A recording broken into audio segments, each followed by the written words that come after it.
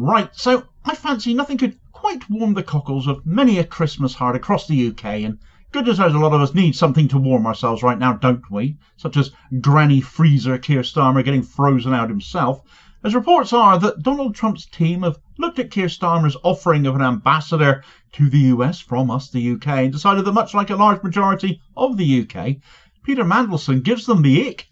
It is hardly surprising, is it? Starmer thought playing what was ostensibly the Epstein card would ensure Mandelson was quids in with the big orange man baby. But unfortunately he forgot to factor in just how thin-skinned little Donnie is. Forgot to factor in comments about Trump that Mandelson has made himself. And actually has exposed even further Keir Starmer's lack of political acumen and ability to lead, but he's managed to make matters even worse with Trump than they were before. And with rumours circling that Starmer didn't even make this choice possibly, but someone else pulling the strings from behind the scenes did, Starmer's capability is coming under even more question in the run-up to Christmas. Right, so there has been a fair bit of pick-up in the mainstream media about this particular story. Not huge amounts, I haven't thought, though. I thought they'd have more fun with this, to be honest. It's the sort of thing they'd like to sensationalise. But pretty much within minutes of Keir Starmer having announced that his offering to the US by way of ambassador from the UK was going to be the Prince of Darkness himself, Peter Mandelson, a scorching response came back from Team Trump saying exactly what they thought of this idea, courtesy of one of Trump's campaign managers, Chris Lasivita, pictured here looking like the kind of Santa Claus that would steal the presents from under your tree rather than leave them, who allegedly, with Trump's full permission, and actually this reads partly like a Trump tweet, to be honest, it could easily have been partly a quote, tweeted in response to that news from the UK that this UK government is special. Replace a professional, universally respected AMBO with an absolute moron. He should stay home. Sad. Mandelson described Trump as a danger to the world and little short of a white nationalist. Now, far be it from me to wish to defend somebody like Peter Mandelson. He is mendacious. He is a walking scandal in the making, having disgraced himself twice in government to the point he was forced to resign on both occasions. His company is being investigated for lobbying rule breaches in relation to the scam that is Freeports. But of all the things I could say about Mandelson, and indeed did so a couple of days ago when this announcement by Team Keith came out, that Mandy was going to be their man in the US. But one thing I couldn't ever call Mandelson is stupid. You can't be stupid and get away with as much as he has. You can't be stupid and have more comebacks than a coiled spring like he has. And actually it is US stupidity, Trump campaign stupidity, that has actually been highlighted by this comment.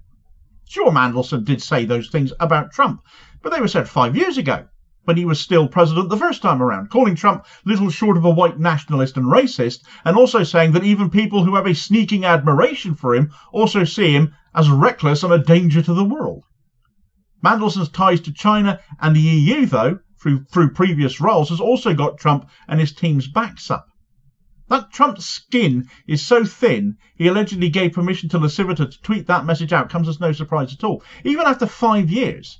But it also looks really weak and pathetic from Trump's perspective when you consider that the now incoming Vice President J.D. Vance compared Trump to Hitler far more recently than Mandelson's comments were made, and that they perhaps should have paid a bit more attention to that, quite frankly.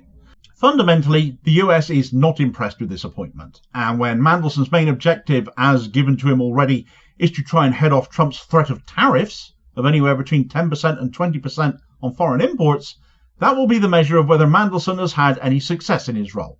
Because if tariffs come to the UK, he will have failed, and his appointment over the incumbent will in no small part be seen as the reason for that failure, and the failure will squarely fall flat on Starmer for appointing someone the US incoming administration really don't like, and are making that abundantly obvious.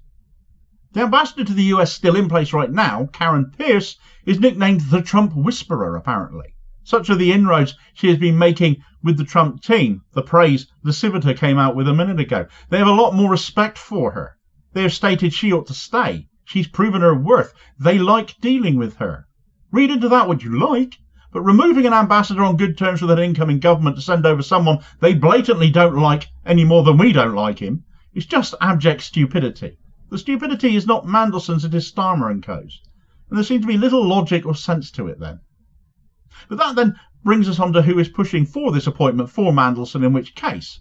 Starmer clearly has no political nous. We all know that already. If he did, he would let someone like Karen Pierce stay in post and do the job she already knows how to do. Not complicate matters, not rock the boat. But that isn't happening, and apparently has never been on the cards. The Financial Times, for example, have reported that according to a Downing Street source, yes, one of them, then it says our media we're talking about now, it's been Peter or not Peter for ages. Like it was never a thought to leave a capable ambassador with good links to the new US government in waiting in place. There was obviously the thinking that both Mandelson and Trump, having had ties to Jeffrey Epstein, might be an in for the for the UK government. But how depraved a line of thinking is that to begin with anyway? But then arguably Mandelson went even further down the pipes just last month when he suggested Nigel Farage might be a good bridge between the Starmer administration and both Trump and Elon Musk, since he gets on so well with both. And again, as much as you might find that thought particularly distasteful, everything about the Trump administration to come is frankly distasteful. But even Mandelson sees how likability is an important factor, hence that suggestion. I doubt even someone as inept as Starmer took that seriously, but again it goes to show whatever you think of Mandelson, he is not a stupid man, he is a thinker. Starmer, however, is a different matter, especially politically, and the consequences of his actions here are already being heard. A Trump team source, yes, anonymous once again, cited by The Independent, is quoted as saying, "A well-placed Trump source said of the appointment, it's not going over well. I think it's a horrible, arrogant pick, and one that's likely to get the UK locked out of most important discussions." So much for the special relationship then.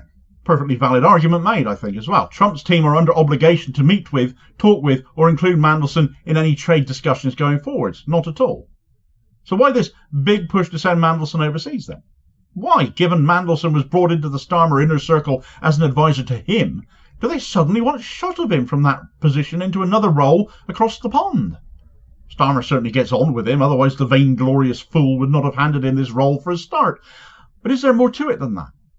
I'm thinking Sue Gray, for example. Starmer's former chief of staff was brought in as fast as possible, wasn't she? Too fast, given the furore it kicked up upon her leaving the civil service to go and work for Starmer.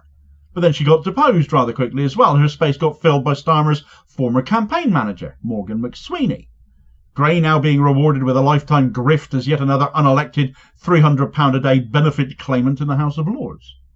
McSweeney now in that role, and despite him being the man who brought Mandelson in as well, perhaps the only person McSweeney now wants Starmer to listen to is himself, therefore. McSweeney was, after all, the man behind the anti-Semitism scam that brought down Jeremy Corbyn. McSweeney was heavily involved in the hand-picking of Labour candidates around the country, not least of which his own wife Imogen Walker, who is now the Labour MP for Hamilton and Clyde Valley, and also happens to be the personal private secretary to Rachel Reeves. That hand-picking was also apparently done alongside Lord Ali, the guy behind Starmer's free suits and glasses. McSweeney was, back in June, named as the #1 most influential progressive figure in the UK by the New Statesman, though there is absolutely nothing progressive about him whatsoever. And likewise, the Murdoch Times also referred to McSweeney's position by saying, "Nobody without elected office wields as much power in British politics as McSweeney." And for once I have to agree with them. With connections to multiple Labour MPs who owe him their posts, to the seeing off of Sue Gray, of Lord Ali as that scandal blew up, and now it seems Lord Mandelson too, it's like a who's who of Starmer advisors departing roles of closeness to Starmer, leaving only McSweeney behind. And you end up wondering if this is all part of his plan, therefore, and who the hell is really running things around here, therefore. If you've not caught up with the bigger scandal surrounding Mandelson yet, though, namely the investigation by the lobbying watchdog into Mandelson's lobbying company Global Counsel, and breaking the rules there apparently, because the mainstream media are totally ignoring it, please do check out this video recommendation here as your suggested next watch, and please do also hit like, share and subscribe if you haven't done so already, so you don't miss new content, and it all helps support the channel, which is very much appreciated. I am signing off as of today for Christmas, a few days break with the family, so I'll be back with new content on the 27th, normal service resuming with new content dropping daily. Let me wish you all a very Merry Christmas, and I'll hopefully catch you on the next vid. Cheers, folks.